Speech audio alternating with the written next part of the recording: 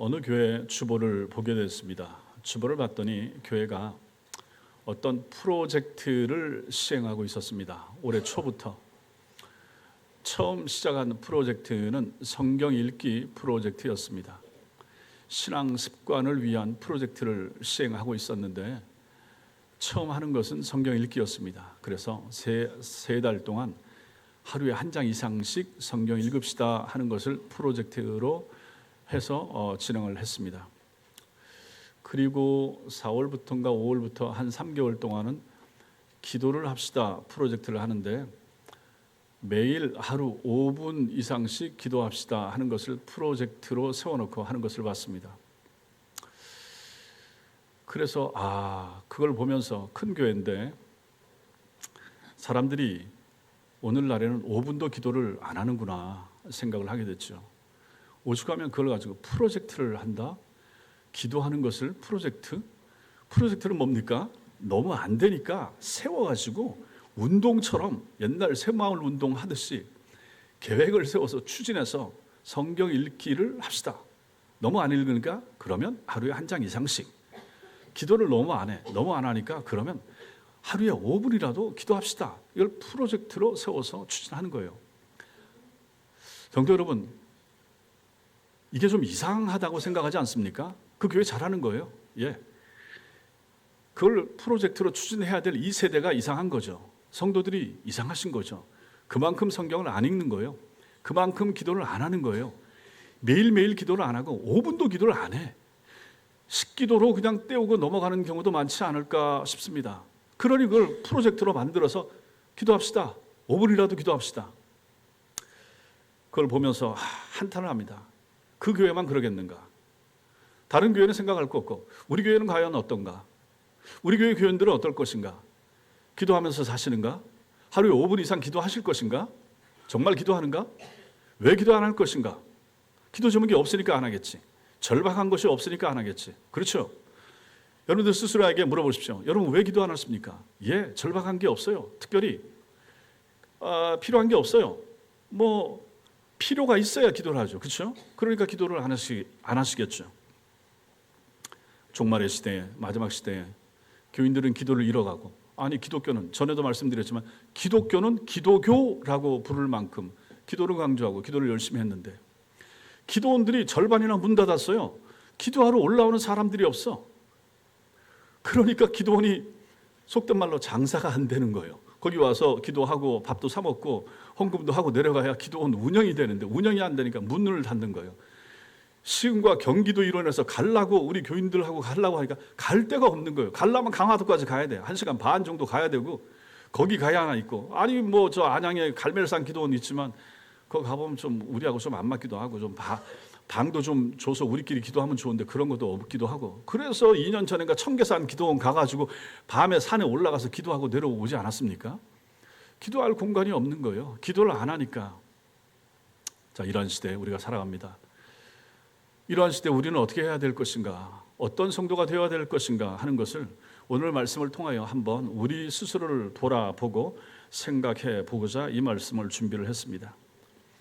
오늘 하나님의 말씀 바로 이러한 우리를 돌아보면서 왜 기도해야 하는가, 성도는 어떻게 기도해야 할 것인가, 낙심하지 않고 언제까지 기도해야 할 것인가 하는 것을 우리가 배우게 됩니다. 성도 여러분, 말씀 잘 들으시고 기도를 실천하는 하나님의 사람들 되시기 바랍니다. 먼저는 하늘 법정까지 올라가는 기도의 모습을 봅니다. 이걸 우리가 오늘 9절과 10절에서 읽었습니다. 9절과 10절 그거 보시면 다섯째 인을 떼실 때 내가 보니 하나님의 말씀과 내가 보니 사도 요한이 본 거예요.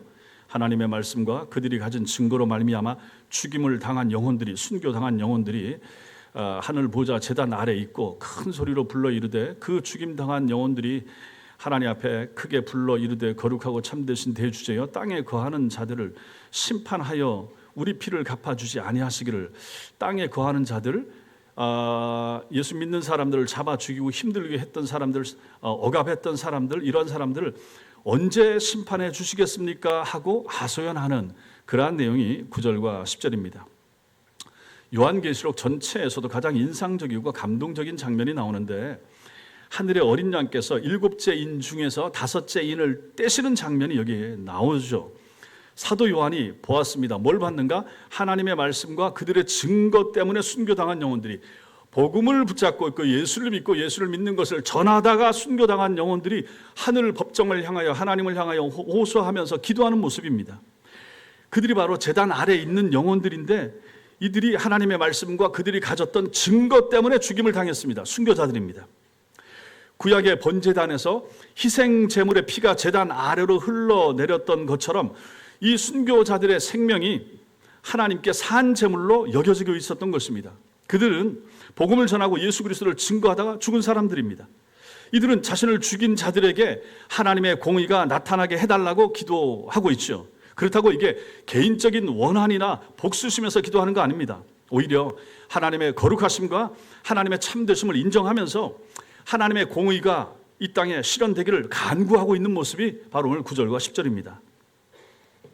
이 사람들이 어느 때까지 하시렵니까? 하나님 언제 하나님의 뜻이 이 땅에 이루어질 것입니까? 하고 호소하는 것은 하나님을 원망하거나 의심해서가 아닙니다. 오히려 하나님의 공의로우심을 너무나 확신하기 때문에 그 공의가 완전히 실현될 때를 간절히 기다리면서 하나님 앞에 묻는 거죠. 이 간구가, 이 기도가 하나님 앞에 올라가고 있다 하는 것이죠. 누가복음 18장에 보면은 예수님이 비유로 드시는데 한 억울한 일을 당한 과부를 예로 들어서 말씀하십니다. 과부, 2000년 전 예수님 시대 과부, 당시 사회에서 가장 연약한 존재, 가장 무기력한 존재, 의지할 남편이 없고 자녀들과 자기 힘들게 살아가야 될 그러한 존재, 그 어려운 처지에 있던 사람이 과부입니다. 이 과부에게 의지할 때는 아무것도 없고 무기가 있다. 한 가지 무기가 있다. 그 동네 재판관에게 가서 호소할 수 있는 권리, 이거 하나만 있었습니다. 신자가 바로 이 세상에서 이런 존재가 아닌가 생각할 수가 있는 거죠. 우리는 이 세상의 권력자들 앞에서 우리의 연약한 모습을 보면 참 약하죠. 무기력하죠. 때로는 이 악한 사람들에게 억울한 일을 당하는 평범한 서민들이 여러분과 저 아닙니까? 불의한 세력들 앞에서 무기력하다 이렇게 생각할 수도 있죠. 우리에게는 이 세상에서 우리를 보호해 줄 강력한 어떤 힘, 능력, 권력, 재력 이런 것들이 없을 수 있습니다. 뭐 우리 성도들 가운데 특별한 부자나 힘 있는 사람, 높은 자리에 있는 사람들 없으니까요. 그렇다고 해서 우리 사회 자체가 아주 악하고 그런 건 아니지만 어쨌든 우리가 여기에 이 과부와 같은 처지가 우리다라고 일단 생각을 하시라 하는 것입니다. 이러한 상황에서 우리에게 큰 힘이 있다, 통로가 있다, 권리가 있다. 무엇인가? 하늘 법정에 나아가서 기도할 수 있는 권리, 힘, 그게 있다. 성도의 무기는 가장 강력한 무기, 기도다. 믿습니까?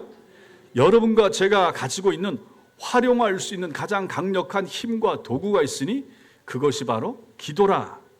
이게 첫 번째입니다. 두 번째, 하나님의 심판을 이루는 성도들의 기도를 봐야 됩니다. 더 놀라운 장면을 보는데 여러분 성경을 뒤로 넘겨서 8장을 보십시오. 8장. 요한계시록 8장 3절부터 5절까지 찾아보십시오. 계시록 8장 3절부터 5절까지 같이 읽겠습니다. 시작. 또 다른 천사가 와서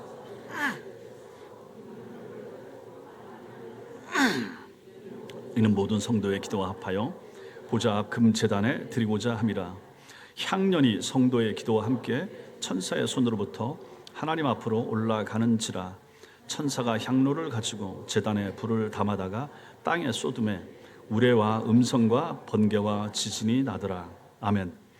나중에 요한계시록 강해를 할 때 이 부분을 또 다시 자세하게 보겠지만 오늘은 간단하게 이 부분을 한번 보겠습니다. 이 본문은 우리에게 기도에 대한 이해를 바꿔놓을 수 있는 그러한 놀라운 진리를 담고 있습니다. 여기서 우리는 하나님의 심판이 어떤 과정을 통해서 이 땅에 이루어지는가를 볼 수가 있습니다. 먼저 누가 나오는가? 천사가 와서 금향로를 가지고 많은 향을 받죠. 천사가 받은 향의 목적은 그 뒤에 나오는데 모든 성도의 기도와 합하여 보좌 앞 금제단에 드리려고 한다 이렇게 나오죠. 그럼 여기에 나오는 많은 향, 3절에 많은 향을 받았고 4절에 향년이 나옵니다. 이걸 이제 성경 주석학자들이 여러 가지 해석을 하는데 제가 봤을 때는 여기 많은 향년은 예수 그리스도의 공로입니다. 그리고 성령의 사역입니다. 예수 그리스도의 공로, 성령의 사역이 있고 이것이 무엇과 합해지는가? 뭐하고 더해집니까? 성도들의 기도와 합해집니다. 그래서 이게 하나님 앞으로 올라가는 거예요. 여기 성도들의 기도는 몇몇 특별한 성도들의 기도가 아닙니다. 시간과 공간을 초월하여 모든 성도들이 드린 모든 기도를 포함하고 있습니다. 구약시대 성도들의 기도, 신약시대 성도들의 기도, 초대교회 순교자들이 드렸던 기도, 그리고 오늘날 여러분과 제가 드리는 기도가 전부 다 여기에 포함이 되는 거죠. 여러분과 제가 새벽에 드리는 기도, 밤에 드리는 기도, 고난 중에 눈물로 드리는 기도, 기쁨과 감사로 올려드리는 기도, 그 모든 기도가 다 여기에 포함되는 거죠. 심지어 우리가 말로 표현하지 못하고 마음으로 드리는 탄식 섞인 기도도 여기에 포함이 되는 것입니다. 자, 이러한 기도들이 향과 함께 하나님 앞으로 올라간다. 이 향이 뭐라고 그랬습니까? 예수 그리스도의 주님의 속죄, 공로, 성령의 사역, 이것과 함께 주님의 보좌 앞으로 올라가더라 하는 것이죠. 구약의 성막과 성전에서 향을 피우면 그 향 연기가 위로 올라가는 것처럼 우리의 기도도 함께 올라가서 하나님께 상달된다, 그런 의미입니다. 그런데 여기서는 단순한 상징이 아니라 실제로 성도들의 기도가 향과 함께 하나님 앞으로 올라간다 하는 것을 사도 요한이 보고 이걸 여기다 적은 거예요. 5절 보십시오. 5절에 놀라운 반전이 나타나는 거죠. 천사가 그 향로를 가지고 제단에 불을 담습니다. 불 하면 구약 성경이 주로 하나님의 거룩한 불, 심판의 불 이렇게 얘기하죠. 그리고 천사가 그 불을 담아다가 땅에다 쏟습니다. 땅에 쏟자 즉시 우레와 음성과 번개, 지진이 나타납니다. 심판이 땅에 내리는 거죠. 하나님의 심판이 땅에 내리는 것입니다. 이 장면은 단순한 상징이 아닙니다. 제단의 불이 땅에 쏟아지고 있다 하는 것은 하나님의 응답이 이 땅에 임한다. 하나님의 심판이, 모든 기도들에 대한 하나님의 응답과 심판이 이 땅에 임한다 하는 것을 의미합니다. 야고보서 5장 16절에서 의인의 간구는 역사하는 힘이 많다라고 했을 때 의인의 간구가 올라가서 모여지고 하더니 수증기가 올라가서 모이고 구름이 되어서 어느 순간 땅에 소나기로 쏟아지듯이 성도들의 기도가 모아져서 올라가서 어느 순간에 이렇게 응답으로 쏟아지더라 하는 것입니다. 그렇다면 성도 여러분, 우리가 여기서 깨달아야 될 것이 무엇입니까? 몇 가지 있는데, 첫째, 우리의 기도는 완전한 중보자이신 예수 그리스도를 통해서 하나님 앞으로 나아가더라 하는 것이죠. 우리가 기도를 할 때 맨 마지막에 예수님 이름으로 기도합니다 하는 것이 바로 그건 거죠. 그리고 우리는 결코 혼자 기도하지 않습니다. 그리스도께서 우리와 함께 하시고 우리를 위해서 중보 기도하십니다. 이 사실이 우리에게 기도의 확신을 주는 거죠. 내가 기도 안 될 때, 기도 힘들 때, 기도가 입으로 잘 안 나올 때도 마찬가지인 거죠. 성령님이 나를 위해서 기도하신다. 우리 주님께서 나를 위해서 중보 기도하신다. 거기서 이제 힘을 낼 수가 있는 거죠. 이게 첫 번째. 두 번째, 우리의 불완전한 기도가 그리스도의 완전한 중보 사역과 함께 하나님께서 받으시기에 합당한 향기로운 제사가 되더라 하는 것이죠. 우리의 기도가 불완전할 수 있습니다. 여러분과 저의 기도가 하나님 마음에 딱 맞는 기도가 아닐 수가 있잖아요. 많은 경우에 하나님 앞에서 하나님이 원하시는 기도의 모습이 아닐 수 있습니다. 불완전합니다. 하나님 앞에서 잘못 구하는 것이 있을 수도 있죠. 불완전합니다. 그럼에도 불구하고 괜찮습니다. 왜? 그리스도의 완전하신 중보 사역과 합하여 하나님 앞에 올라갈 수 있기 때문에 그런 거죠. 우리의 기도만 가지고 보면 그 정크 메일처럼 하나님 앞에 합당하지 못하게 여겨줄 수도 있지만, 저런 기도를 하는가, 수준이 저거밖에 안 되는가, 우리가 봤을 땐 그럴 수 있지만 주님은 그렇게 하지 않더라. 그러한 우리의 연약함과 불완전한 기도를 가지고 예수 그리스도의 공로와 함께 담아가지고 하나님 앞으로 같이 올려드리더라 하는 것입니다. 그러니까 이게 얼마나 감사한가. 아까 우리 찬양 들을 때 예배전 찬양이 마찬가지인 거죠. 주의 보좌로 나아갈 때 나 여전히 부족하나 자격 없는 내 힘이 아닌 오직 예수 그리스도의 보혈로. 이거 딱 맞잖아요. 그래서 제가 적은 거죠. 우리의 기도가 이렇더라 하는 것이죠. 그러니까 찬양을 그냥 부르시면 안 된다 하는 것입니다. 찬양은 곡조 있는 기도가, 또 이런 찬양은 결국은 이러한 요한계시록의 내용을 가지고 담아서 찬양으로 부르면서 고백적으로 하는 거잖아요. 딱 맞잖아요. 십자가의 보혈, 완전한 사랑 힘입어 나아갑니다. 하나님 앞에. 십자가의 보혈 때문에 우리의 기도가 거기에 담겨져서 같이 하나님 앞에 올려드려지는 것을 사도 요한이 본 거예요. 얼마나 감사한가. 또 우리가 깨달아야 될 진리 세 번째로는 우리의 기도는 실제적인 능력을 가지고 있다 하는 것입니다. 우리의 기도가 하나님의 역사를 이끌어냅니다. 하나님의 뜻이 이 땅에 이루어지게 하는 능력, 땅으로 쏟잖아요. 그 기도를 가지고 쏟으니까 땅에 꽝꽝꽝꽝 하면서 구름 치고 번개 치고 우레가 떨어지면서 하나님의 응답이 이 땅에 임하더라 하는 것이죠. 이게 성도들의 기도의 능력이고 힘이라. 그러므로 여러분과 제가 포기하지 않고 덥고 힘들어도 기도해야 될 이유가 여기에 있는 것입니다. 네 번째, 우리의 기도는 개인적인 차원을 넘어서 공동체적인 성격을 가지고 있습니다. 우리는 그래서 나 개인도 기도하지만 온 교회와 함께 기도하는 거죠. 평일날 밤에 성도님들이 한 10분에서 20분까지 나오셔서 기도하죠. 수요일날도 마찬가지고 금요일날도 마찬가지고 금요일날은 한 50명 정도 나오셔서 감사한 거죠. 공동체가 함께 나와서 하나님 나라를 위해서 간구하는 거죠. 기도가 중요합니다. 그래서 우리 교회가 뭘 위해서 기도하는가? 어떤 기도 제목이 있는가? 이번 주는 무슨 기도 제목이 있는가? 이번 주 행사는 어떤 것이 있는가? 나는 무슨 기도를 더 보태야 될 것인가? 이런 마음을 가지고 참여하는 거 아니겠습니까? 우리 교회 환자는 누가 있는가? 어떤 분들이 아프신가? 어떤 분들이 어떤 사업을 하시는가? 사업을 위한 기도도 마찬가지고. 그러니 성도 여러분, 나만을 위해서 기도하는 것은 그냥 불교나 다른 종교에서 하라고 하십시오. 여러분과 저는 그럴 사람들이 아니라 하는 것이죠.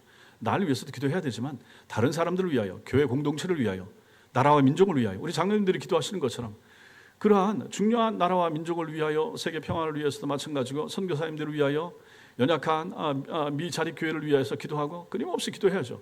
언제 어떤 모습으로 하나님이 이 땅에 응답의 단비를 내려줄지 모르기 때문에 끊임없이 기도할 책임은 우리에게 있다 하는 것입니다. 마지막으로 하나님의 응답은 하나님의 주권적인 때와 방법에 따라 이루어진다 하는 것입니다.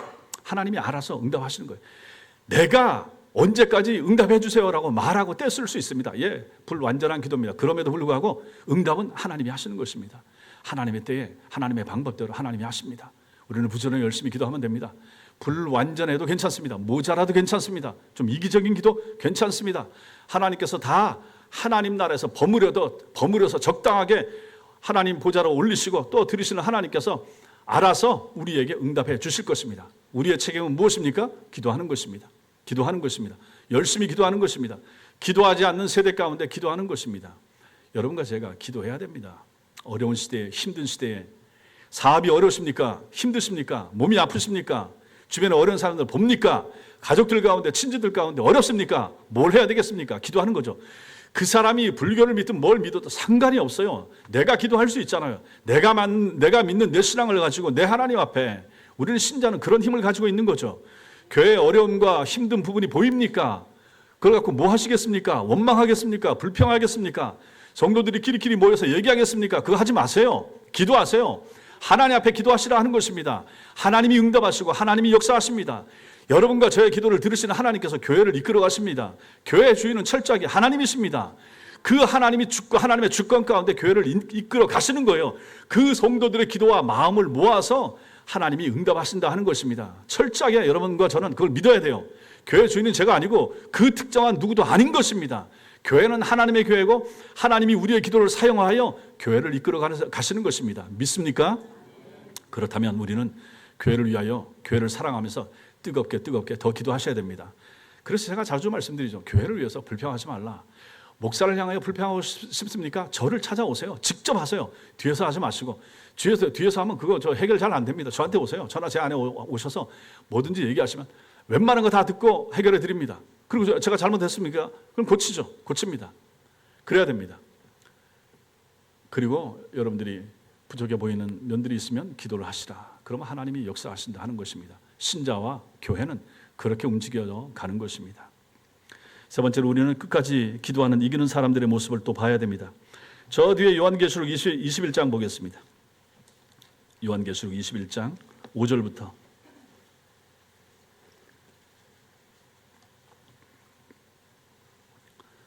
요한계시록 21장 5절부터 7절까지 같이 읽겠습니다. 시작. 보좌에 앉으신 이가 이르시되 보라 내가 만물을 새롭게 하노라 하시고 또 이르시되 이 말은 신실하고 참되니 기록하라 하시고 또 내게 말씀하시되 이루었도다 나는 알파와 오메가요 처음과 마지막이라 내가 생명수 샘물을 목마른 자에게 값없이 주리니 이기는 자는 이것들을 상속으로 받으리라. 나는 그의 하나님이 되고 그는 내 아들이 되리라. 아멘. 여기 보면 중요한 단어가 나옵니다. 이기는 자, 이기는 자가 나옵니다. 그럼 여기서는 이기는 자가 누군가를 봐야 됩니다. 이 질문에 대한 답을 찾기 위해서 요한계시록 전체 맥락을 이해할 필요가 있습니다. 요한계시록에는 여러분들이 여러 번 읽으셨지만 이기는 자라는 단어가 반복적으로 나타납니다. 그럼 이게 중요한 포인트가 되는 거죠. 아, 이기는 자.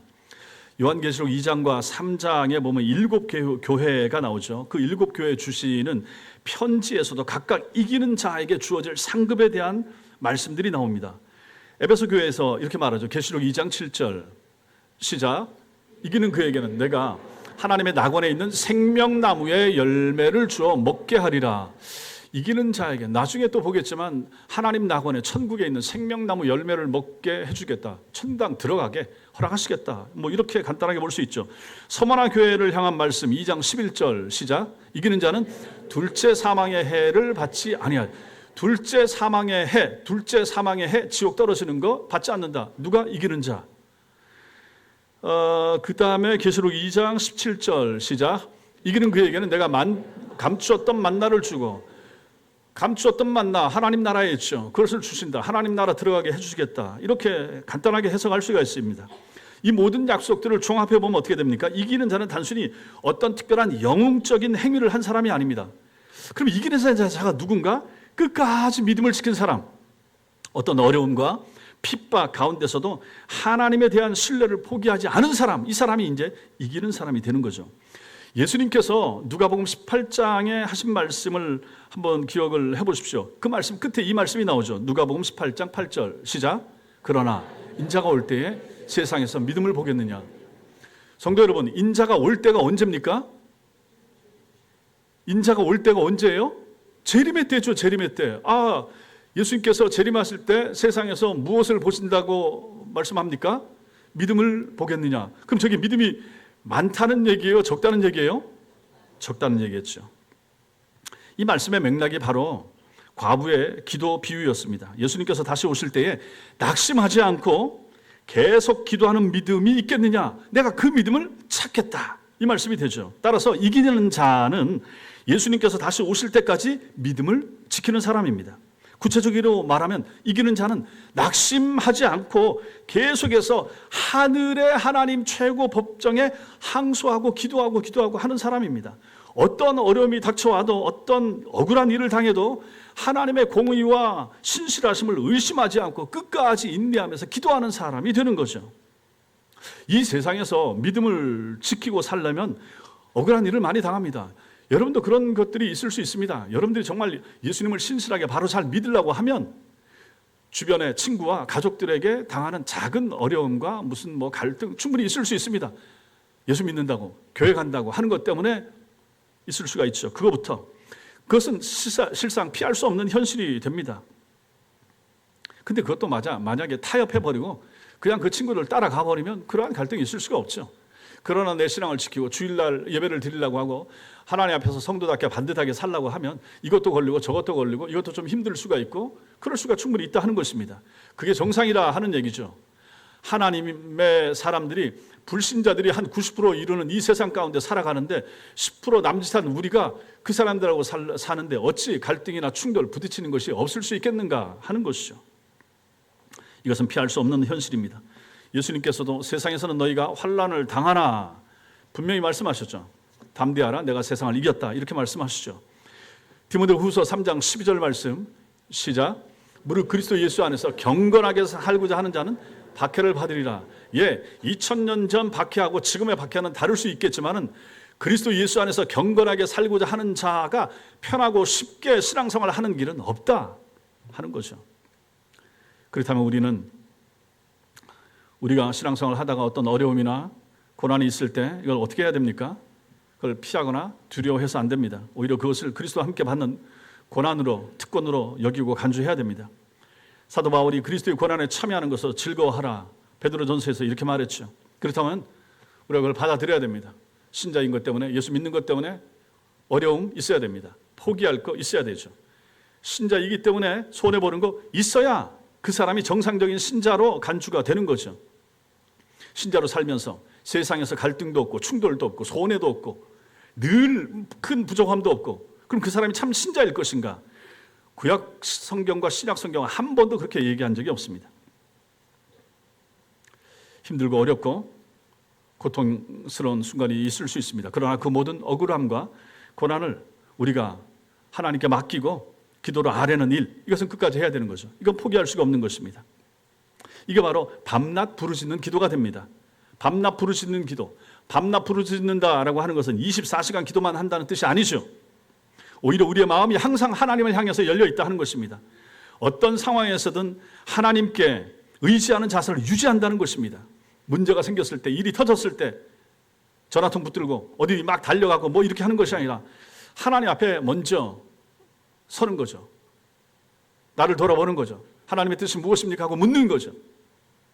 나와 내 가정에 이 일을 허락하신 하나님, 이게 무슨 뜻입니까? 하고 물으시라라고 하는 것이죠. 그리고 생각하는 거죠. 기쁠 때나 슬플 때나 순탄할 때나 어려울 때나 항상 하나님과의 교제를 놓지 않는 것입니다. 그리고 하나님께서는 이렇게 해서 기도를 가지고 이기고 승리하는 이러한 이기는 자들에게 놀라운 약속을 주시는데, 이게 바로 아까 우리가 읽었던 말씀의 7절 말씀이 되는 거죠. 이기는 자는 이것을 상속으로 받으리라. 나는 그의 하나님이 되고 그는 내 아들이 되리라. 내 자녀가 되리라. 하나님 나라를 상속받고 하나님의 자녀가 되고 하나님 나라에 확실하게 들어가게 해주겠다 하는 말씀이 바로 7절 말씀이 되는 것입니다. 하나님과의 완전한 교제, 하나님과의 완전한 연합, 하나됨을 말하는 것이죠. 이게 바로 하나님 나라 들어가는 성도들의 특징이 되는 것입니다. 이겨야 들어가죠. 신앙을 지켜야 들어가죠. 신앙을 지키기 위해서 여러분과 제게 필요한 가장 강력하고 가장 좋은 무기가 무엇인가? 기도하는 것입니다. 얼마나 우리가 살아가면서 기도할 것이 많은가? 내 몸을 봐도 마찬가지고, 우리 자녀들의 앞날을 봐도 마찬가지고, 교회를 봐도 마찬가지고, 만약에 나라가 답답하다 할 때도 그 나라의 문제를 위해서 기도해야 될 것이고, 전쟁이 끝나지 않는 이 지구촌의 비극을 바라보면서도 그것을 가지고 뉴스를 들을 때마다 기도할 수 있는 그러한 깨어있는 영성을 가진 성도들이 있어야 되지 않겠는가 하는 것이죠. 우리는 그런 사람들입니다. 우리가 그렇게 위대한 사람들입니다.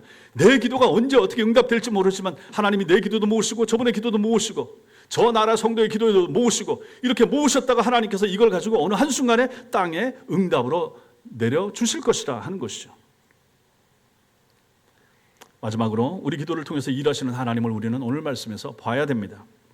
기도는 단순히 우리의 개인적인 소원을 이루는 수단이 아닙니다. 기도는 하나님의 나라가 이 땅에 임하도록 하는 거룩한 사역입니다. 우리가 기도할 때마다 하나님의 정의와 하나님의 뜻, 하나님의 공의가 이 땅에 실현되는 일에 우리가 함께 참여하게 되는 것입니다. 성도 여러분, 하나님이 일을 하시는데 그냥 하늘에서 천사를 동원해서 그것만 가지고 일하지 않습니다. 구약 성경 보시고 신약 성경 보시고 천사들이 나타나지만 결국은 사람을 통해서 일하십니다. 사람에게 찾아오셔서 음성을 들려줍니다. 사람이 하게 합니다. 아브라함이 가게 하고 롯이 뭘 움직이게 하고 사람을 통해서 일을 하십니다. 우리에게도 이 시대도 마찬가지라 하는 것입니다. 우리를 통해서 일하시고 우리의 기도를 통해서 하나님이 일을 하십니다. 교회를 움직여 가는 것도 마찬가지입니다. 신실하고 경건한 하나님의 사람들 한 사람 한 사람의 수고와 섬김을 통하여 교회가 유지되고 이루어가는 것이죠. 땀 흘리면서 애쓰고 힘쓰는 교사들의 수고 때문에 여러분 성경학교가 준비되고 그 선생님들이 가르치는 말씀 한마디 한마디가 우리 아이들 귀에 박히면서 아이들 영혼 가운데 믿음이 조금 자라나고 이 아이들이 성장해 가는 것이죠. 그러니 우리의 수고, 우리의 헌신, 우리의 기도, 이게 얼마나 중요한 것인가. 우리가 동원할 수 있는 무기 중에 권리 중에 가장 강력한 거 기도라라고 하는 것이죠. 돈이 아니에요. 사람 숫자가 아닌 거예요. 어디 사다 놓은 부동산이 아니다라고 하는 것입니다. 여러분 개인을 봐도 마찬가지고 교회도 봐도 마찬가지입니다. 오히려 그게 없을수록 좋습니다. 가진 것이 적은 사람이 기도합니다. 배운 것이 덜한 사람이 오히려 더 겸손하고 기도하게 됩니다. 몸이 더 연약한 사람이 기도를 더 많이 하지 건강한 사람은 자기 일복으로 돌아다니느라고 기도합니까? 안 해요. 아파야 그나마 쩔룩쩔룩 하면서 교회 와서 기도하지 않습니까? 숱하게 그걸 봅니다. 건강한 사람이 기도 열심히 하는 사람 많이 못 봅니다. 오히려 어디라도 한 군데 안 좋고 아파야 기도하죠. 여러분 스스로 물어보십시오. 그래서 하나님 우리에게 연약한 가시를 하나씩은 다 주시는 거예요. 하나님 이건 참 하나님의 지혜다. 하나님 절묘하십니다. 저분은 저거 없으면 기도 안 할 텐데 저거 주시니까 기도합니다. 그런 사람 자주 봅니다. 그래서 오히려 그 나의 연약함과 아픔, 하나님이 허락하신 가시가 여러분의 축복인 줄 믿으시기 바랍니다. 여러분들이 지금까지 혹시 기도를 하나님께 무엇을 얻어내는 방법으로만 생각하셨다 그러면 이제는 그 생각을 바꾸십시오. 하나님의 뜻을 이루어가는 거룩한 하나님의 공동사역, 하나님이 계시고 하나님이 우리를 동원하여 우리의 기도를 통하여 함께하는 사역, 하나님은 이것을 원하신다 하는 것이죠.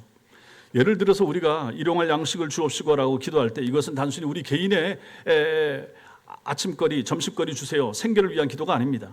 하나님께서 당신의 자녀들을 신실하게 돌보시는 분이십니다 하는 것을 고백하는 것이 되는 것이고, 하나님의 공급하심이, 오늘도 하나님의 공급하심이 나와 내 가정에, 우리 아이들 먹을 거리에 임하니 얼마나 감사합니까? 우리 가정에, 그리고 이 땅에 그것이 임하니 감사합니다 하는 것을 고백하는 기도가 그 기도가 되는 거예요.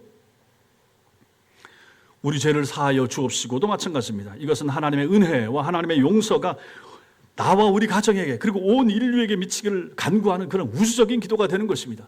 그러니 주기도문이 얼마나 위대한 기도가 되는 것인가. 그 주기도문을 나한테 적용하고 우리 가정에 적용하고 우리 교회에 적용하고 온 세계에 배고파하는 사람들에게 적용하는 마음을 가지고 기도할 때 하나님이 그것을 얼마나 기뻐하실까 한번 생각해 보시라 하는 것이죠. 우리의 기도 한 번 한 번이 하나님 나라 금향로에 담겨서 하나님의 역사를 이루어가는 귀중한 도구가 된다라고 하는 사실을 잊지 마시라 하는 것입니다. 그러면 열심히 기도하게 되지 않겠습니까? 교회가 움직여가기 위해서 장로님들 일하시고 권사님들 수고하시고 애쓰시고 필요합니다. 땀과 정성과 노력이 필요합니다. 그런데 그 뒤에 그것을 움직이게 하는 모든 결정적인 힘은 어디서 나옵니까? 기도에서 나오는 거죠. 그러니 여름 성경학교가 있다, MT가 있다, 뭐가 있다, 그때 기도하셔야 될 때 아닙니까? 평상시도 마찬가지고 더더욱 아이들의 장래가 암담하십니까? 취업을 앞두고 있습니까? 대학생입니까? 결혼을 해야 됩니까? 그럼 그 부모는 뭘 해야 됩니까? 여러분 뭘 해야 될까요? 크게 얘기하면 뭘 해야 되겠습니까? 미혼 자녀를 두고 있는 분들 뭘 해야 돼요?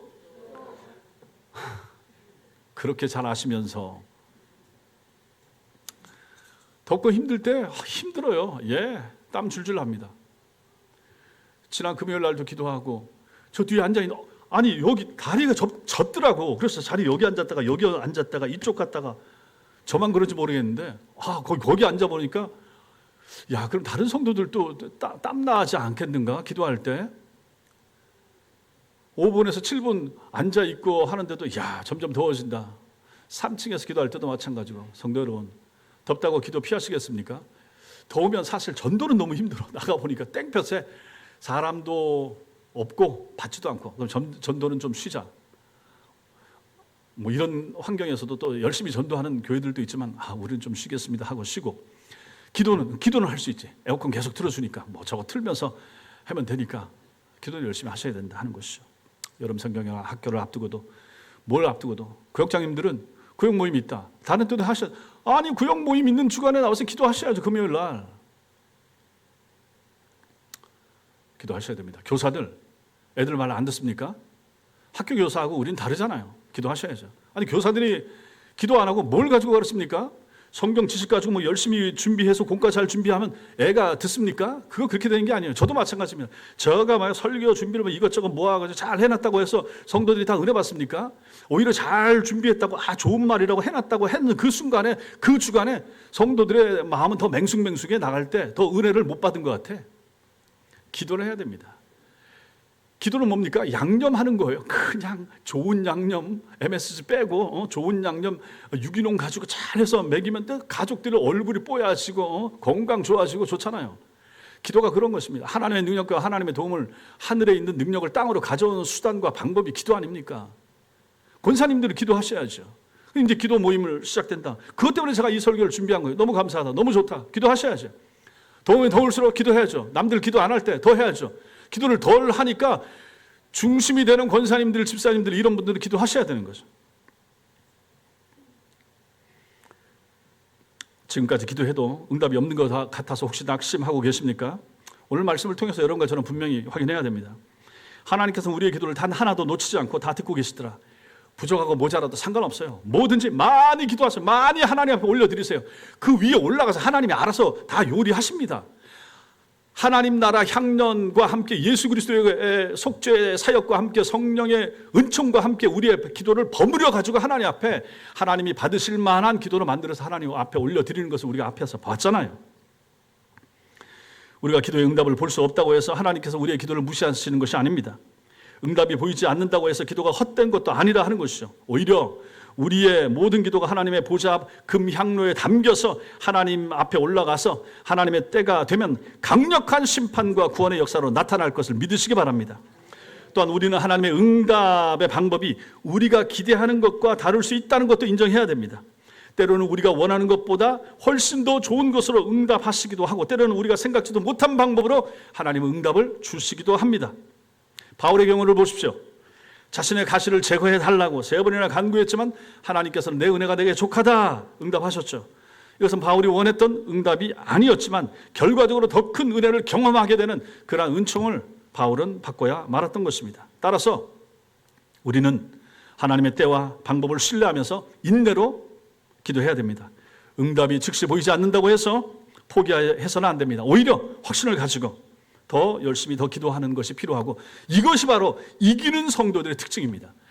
이기는 성도들을 기도와 연결시켰을 때 그럼 누가 이길 것인가? 누가 이겨서 하나님 나라까지 들어가게 될 것인가? 기도하는 성도입니다. 기도해야 이기고, 오늘 기도하고 내일 기도하고 한 주 기도하고 한 달 기도하고 한 해 열심히 기도하고, 기도로 신앙을 유지하고 살아가던 사람들이 죽을 때 천당 들어가는 것이지, 기도 포기하고 기도하지 않으면 그 사람이 신자이겠습니까? 오늘 말씀에 보면 기도하지 않는 사람은 신자가 아닌 거예요. 기도하지 않는 사람은 하나님을 신뢰하지 않는 거예요. 기도하지 않는 사람은 내 힘으로 살 수 있다고 생각하는 사람이에요. 내 힘으로 사는 사람은 불신자예요. 불신자가 어떻게 하나님 나라 들어갈 수 있습니까? 저도 기도해야 되고, 장로님, 권사님들 열심히 기도하셔야 되고, 교회를 위해서 기도해야 되고, 나라와 민족을 위해서 안타까운 마음 가지고 기도하셔야 되고, 그 사람들이 그 신앙생활을 이어가다 하나님 나라까지 들어간다 하는 것입니다. 사랑하는 성도 여러분, 하늘 법정으로 올라가는 순교자들의 기도는 우리에게 기도의 본질이 무엇인가 하는 것을 잘 보여주고 있습니다.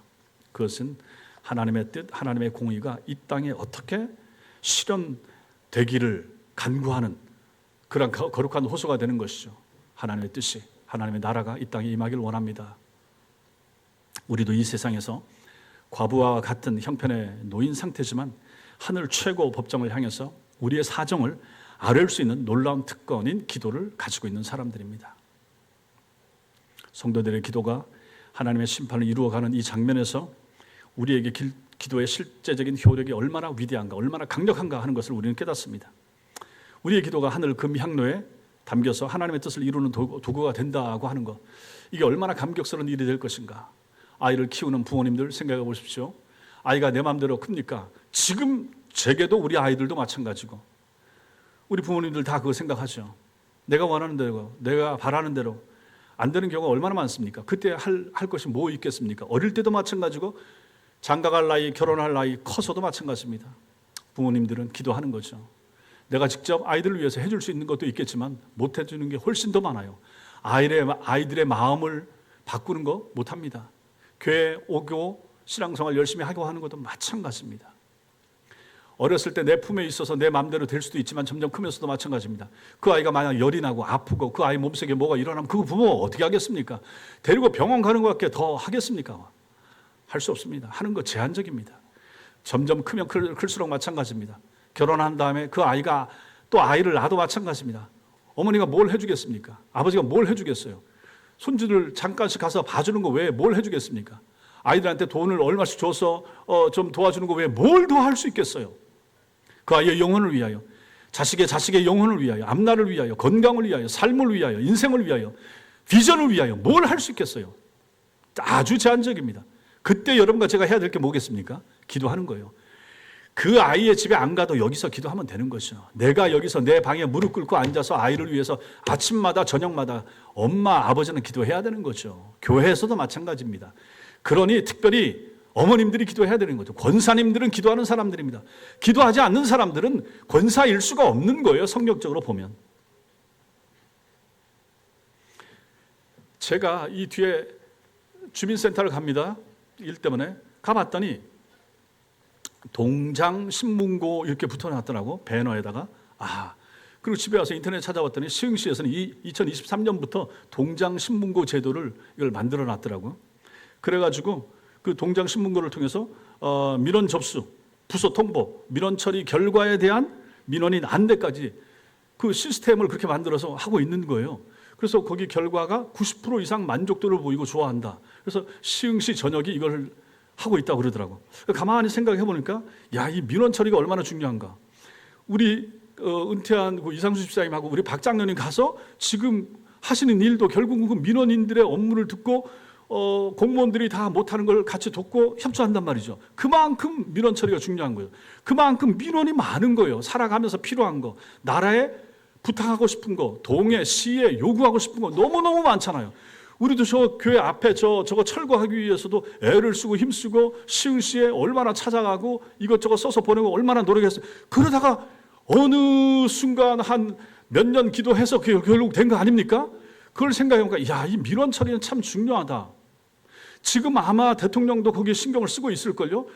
전 잘 모르지만 타운홀 미팅 어디 찾아가고 어디 찾아가고 다 들어요. 듣고 적더라고. 그만큼 이게 중요한 거라. 땅에서도 민원 처리가 이렇게 중요할 것 같으면 성도 여러분, 기도하고 연결을 시켜보십시오. 우리는 민원이 얼마나 많은 사람들이에요. 이 민원을 하나님 앞에 올려드리는 거 아니겠습니까? 그러니 이걸 다 하나님 앞에 올린다. 다 올려. 뭐든지 올릴 수 있는 거죠. 민원 처리 그 시나 동에 들어가면 다 버릴 거, 기각될 거 얼마나 많겠습니까? 그럼에도 불구하고 잘 받아들여가지고 안 되는 거 안 된다고 하고, 저도 가끔 가다가 땅꺼짐 있으면 사진 찍어서 신문고에 올려놓으면 그 땅꺼짐 와서 그 아스팔트 콜타를 칠해 놓고 가더라고. 그 얼마나 감사합니까? 그런 것도 다 마찬가지인 거죠. 아하, 민원 처리가 중요하다. 여러분과 제가 살아가면서 신자로 살아가면서 이 땅에서 가지고 있는 민원이 얼마나 많을 것인가. 민원은 기도입니다. 기도 제목이 얼마나 많은가.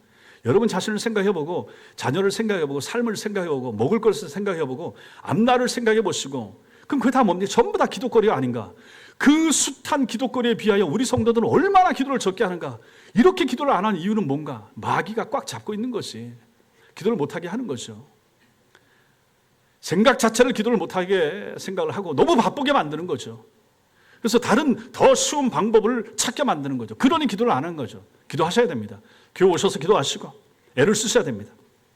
어떤 어려움이 닥쳐와도 어떤 억울한 일을 당해도 우리에게는 하나님 나라의 최고 법정이 있다. 어디 찾아가고 뭐 문서 쓰고 무슨 사진 찍어서 보내고 할 필요도 없는 거예요. 그냥 그 자리에서 눈 감고 눈 뜨고도 기도할 수 있는 거죠. 하나님 도와주세요. 하나님 도와주세요. 눈에 보이는 거 전부 다 기도 제목, 기도거리 아닙니까? 꼭 뭐 무릎을 꿇고 앉아가지고 저 음악 틀어놓고 해야 되는 게 기도가 아니잖아요. 운전하면서도 할 수 있고 전철 안에서 기도할 수 있고 여러분과 제 마음속에 늘 하나님을 향하여 열려 있기만 한다 그러면 그분의 도우심을 향한 마음만 뜨겁기만 한다 그러면 언제든지 기도할 수 있는 거 아닙니까? 얼마나 놀라운 특권입니까? 다른 종교들은 기도에 대해서 어떻게 가르치는지 몰라도 우리 기독교는 이렇게 가르치는 거죠. 하나님이 다 들으신다. 마음의 묵상도 들으시고 통성기도도 들으시고 작은 소리로 읊지르는 것도 들으시고 믿습니까? 그럼 우리가 기도를 해야 되지 않겠어요? 권사님들을 중심으로 중보기도 모임이 다시 시작되는 것에 진심으로 감사를 드립니다. 기도를 통하여 개인과 가정과 우리 교회를 더 견고하게 세울 수 있게 되기를 바랍니다. 그러한 승리의 기록을 이어가다가 마침내 하나님께서 예비하신 영원한 상급을 받아 누리는 우리 성도들 한 사람 한 사람 그리고 가정 우리 교회 될 수 있기를 주님의 이름으로 축원합니다. 기도하겠습니다.